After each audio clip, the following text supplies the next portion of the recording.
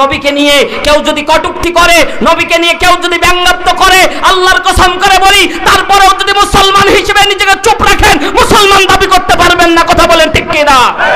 জিজ্ঞাসা করতে চাই, আজকে বাংলার জমিনে সে যেই হোক না কেন, পুলিশ প্রশাসনের কোন ভাই যদি আমার নবীকে নিয়ে কটূক্তি করে, তার বিচার বাংলার জমিনে হওয়ার দরকার। কথা বলেন ঠিক কিনা? কারণ এই দেশে যদি যুদ্ধ অপরাধীদের বিচার হয়, আমার নবীর সামনে কেউ যদি কটূক্তি করে, আল্লাহর কসম করে বলি বাংলার জমিনে তাদের বিপক্ষে একটা আইন পাস করার দরকার। নবীর বিপক্ষে যে কথা বলবে, নবীর বিপক্ষে যে অবস্থান নেবে, তার বিচার বাংলার জমিনে পাস করতেই হবে, করতেই হবে, করতেই হবে। কথা বলেন ঠিক কিনা?